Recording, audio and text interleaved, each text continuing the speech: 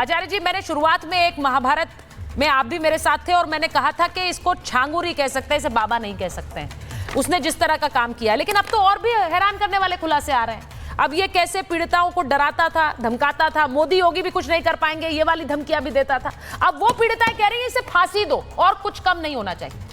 आप सहमत हैं? मैं कह रहा हूँ फांसी होनी चाहिए, फांसी से ज्यादा होनी चाहिए, कम से कम 10 बार फांसी पे लटकाना चाहिए इस प्रकार के जघन्य पाप करने वाले को। आप सोचिए, जिनका धर्म परिवर्तन कराया जाता है उनकी जिंदगी बर्बाद कर दी जाती है। और तो और अभी मुझे एक मौलाना साहब भी बता रहे थे कि ये खेल कुछ और बड़ा है, जिसके अंदर लड़कियां बाहर भेजी जाती होंगी। पक्का ये फंडिंग वहां से जो आ रही है। जो मेरे साथ एक पीड़िता जुड़ने वाली है, मैं ये भी बता दूं। ये बस सोचे, वो ऐसे नरभक्षी हैं। सोचे उन घर वालों को क्या हाल होता होगा। और तो और टेरर फंडिंग, मतलब जिस प्रकार से डराया धमकाया जा रहा है इस देश को। अभी तो एक और तथ्य सामने आया कुछ दिन पहले कि इनकी टेरर फंडिंग, जिस प्रकार से इस देश के अंदर जिस पर एक भयावह वातावरण बनाने के लिए और तो और आतंकवादी संगठनों के साथ मिलकर कार्य करने के जिस प्रकार के आ रहे हैं। बहुत सारे आतंकवादियों के साथ, बहुत सारे क्षेत्र के गुंडों के साथ इनके संबंध रहे ही हैं। तो ऐसे व्यक्तियों को मैं कह रहा हूं, एक नहीं, इनके साथ सरगना। और सबसे बड़ी दिक्कत, एक और आधा सेकंड और दीजिएगा सुशांत जी, कि एक मौलाना साहब थे, उन्होंने कहा कि मौलाना है, ऐसी छोटी छोटी गलती हो जाती है। सोचे ऐसे मौलाना, मैं कहूँ ऐसे व्यक्तियों को कहना मौलाना कहना चाहिए कि वो रिजवी साहब है, इन्हीं के उनको भाई। चलिए, मैं रिजवी साहब को बहुत गंभीरता से नहीं ले रही हूँ, क्योंकि उनके कई ऐसे बयान आते हैं जिस पर विवाद खड़ा हो जाता है। बहुत से ऐसे इस्लामिक स्कॉलर हैं जो उनको खारिज कर देते हैं। भाई वो ये बयान दे रहे हैं, लेकिन मुस्लिम लीग के नेता भी बयान दे रहे हैं। और वो क्या कह रहे हैं? वो कह रहे हैं कि ये तो साजिश है, हमको तो इस सरकार पर ही शक है कि उन्होंने ही ये कराया है। अब वहां वो मोदी योगी के नाम से डरा रहा है ये छांगुर, और मुमताज जी यहाँ पर वो बचाव में उतर आए हैं कि ये मोदी योगी ही करा रहे होंगे। ये इतना बड़ा छलावा, ये छल्लो। मुझे तो हैरत है, जैसे बरेलवी साहब देखो, आप बाबा ने, एक मिनट रुकिए, जैसे बरेलवी साहब हुए नहीं हुए खड़े, आप कह रहे हैं कौन आया, नाम बता रहे हैं बरेलवी साहब। आप बोलो उनको बाहर निकालो धर्म से। बोलने दीजिए। हाँ बोलिए मुमताज जी। देखिए, सबसे पहले ये, जैसे हम सब कह रहे हैं कि उसको बाबा ना कहा जाए, हाँ, इसी तरीके से इसको धर्मांतरण ना कहा जाए। क्यों ना कहा जाए? बिल्कुल धर्मांतरण क्यों ना कहा जाए? बिल्कुल, ये धर्मांतरण ऐसे नहीं होता है। नहीं, क्या करा रहा था? ये गैर क्या करा रहा था? क्या करा रहा था? धर्मांतरण जो है सुचारिता जी, सुन लीजिए, धर्मांतरण कोई किडनी प्लांट नहीं है। कोई जो है वो लीवर क्या करा रहा था फिर? बेहोश करके। अब ये बताइए, शराब पिला करके, क्या करा रहा था फिर? करा करके आप धर्मांतरण हो सकता है क्या? कौन सी कानून, कौन सा इस्लाम है ये? कौन सा इस्लाम है? नहीं तो आप इसे खारिज करिए इस्लाम के नाम पर। आप इसे इस्लाम के नाम पर खारिज करिए, पर ये मत कहिए कि धर्मांतरण नहीं करा रहा है। ये मत कहिए कि वो धर्मांतरण नहीं करा आदमी है। और इसमें साजिश में मैं बता रहा हूं आपको, अभी चंद अफसरान उसमें इन्वॉल्व बताए जा रहे हैं ना। इसमें आप सेंटर लेवल के, क्योंकि अगर 500 करोड़ आया उन पर क्रैकडाउन जरूरी है। बिल्कुल, शुरुआत में वही कह रहा हूं, खेल बहुत बड़ा है, बिना अफसरों की मदद के नहीं हो सकता। बहुत बड़ा है और इसको एक्सपोज किया जाना चाहिए। पर आप इसे इस्लाम से भी जोड़िए। देखिए, जब आप इसको धर्मांतरण बात करते हैं, तब मुझे लगता है पोलराइजेशन की सियासत शुरू हो गई। अरे भाई, इसमें पोलराइजेशन क्या है? गलत को गलत नहीं कहेंगे तो क्या कहेंगे? भाई तो धर्मांतरण गलत को गलत नहीं कहेंगे तो क्या कहेंगे? सुचारिता जी नहीं होता है, मैं बता रहा हूं। नहीं, सुनिए, ये गैर कानूनी धर्मांतरण है। एक धर्मांतरण है मेरी मर्जी से मैंने अपना धर्म बदला, ये जबरन धर्मांतरण है, ये गुनाह है, अपराध है, और इसको गलत कहना पड़ेगा आपको। लड़कियों का इस्तेमाल या जिस तरीके से पैसा कमाने के लिए ये तमाम किया गया, वो कहिए आप। धर्मांतरण बिल्कुल नहीं है।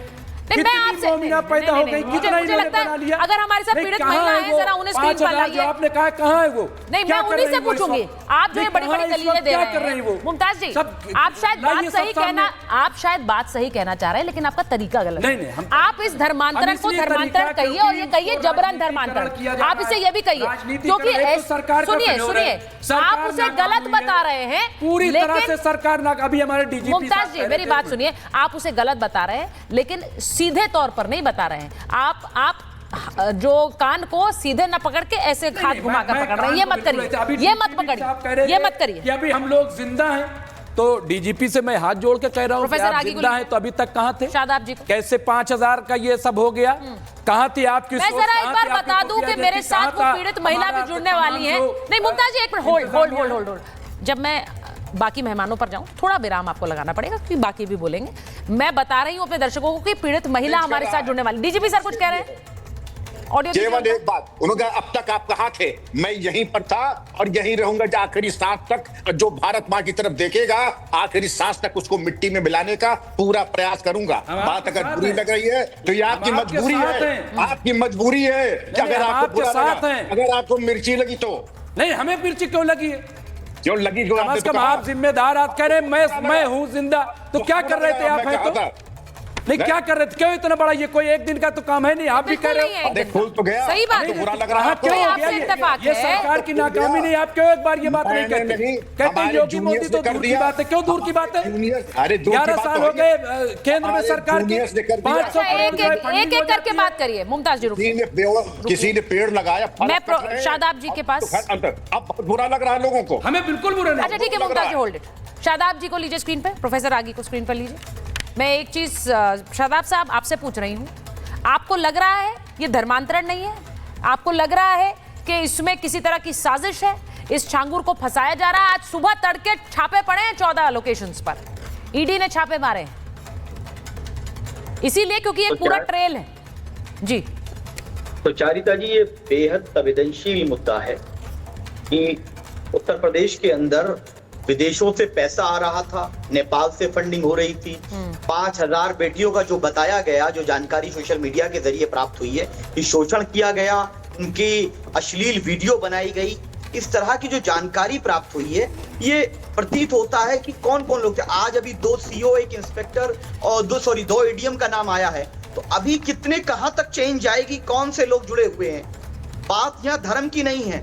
हाँ, धर्म के नाम पर जो लोग ये हरकत करते हैं बेहुदा, वो तो अपने आप को बेगुनाह ही बताते हैं। कभी राम रहीम हो, आसाराम हो, ये छांगुर हो, कोई भी व्यक्ति जो अधर्मी होता है, धर्म की आड़ में बेटियों के साथ बलात्कार करने वाले हों, उनकी इज्जत लूटने वाले हों, ये हमेशा अपने आप को बेगुनाह साबित करने की बात करते रहते हैं। लेकिन फिर इनको पैरोल मिलती है, कभी बेल मिलती है। ये सब होता रहा है क्योंकि राम रहीम और आसाराम को क्या हुआ, जब जब चुनाव आता है वो पैरोल पे बाहर आ जाते हैं। ये फास्ट ट्रैक कोर्ट में जांच होनी चाहिए। फास्ट ट्रैक कोर्ट के जरिए बेटियों को भी न्याय मिले, हर व्यक्ति को न्याय मिले, हमारा ये मानना है। ये लॉ एंड ऑर्डर का फेल्योर है, इंटेलिजेंस फेल्योर है। और आखिरी चीज मेरा ये है कि अगर कोई धर्म अपनी मर्जी से चुनता है तो ये तो उसका अधिकार है, ये अपनी मर्जी से चुन रहे थे।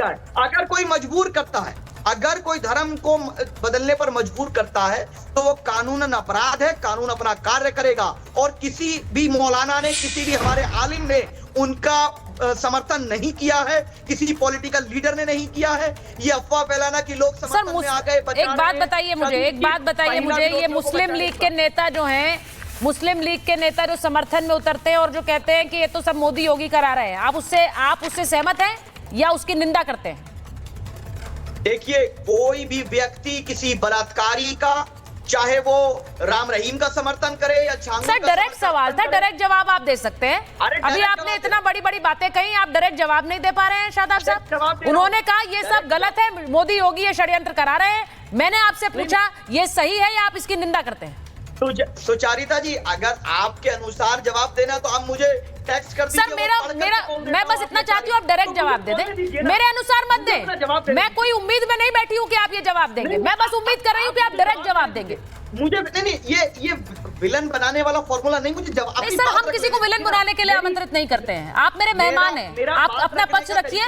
विलन और हीरो में नहीं बनाती हूँ यहाँ, सुचारिता जी, वो जनता बनाएगी आपका बयान सुन के। प्रेम से, मैं तो बड़े प्रेम से बोल रहा हूँ आपसे, मैं कोई नफरत में नहीं। मैं कह रहा हूँ मेरी बात करने का तरीका अलग है, मेरा भिन्न तरीका है। मुझे अपनी बात कह लेने दीजिए। आप काउंटर सवाल करिए, अगर 2 दिन आप कंटिन्यू डिबेट करेंगे, I am ready for that. मैं ये बोल रहा हूँ कि तो तब पहुंचूंगी जब आप मेन सवाल का जवाब देंगे शादाब जी। मैंने सिर्फ ये पूछा, मोदी योगी करा रहे हैं, वो कह रहे हैं, आप इसके समर्थन में हैं या इसकी निंदा करते हैं? तीसरी बार मैं पूछ रही हूँ।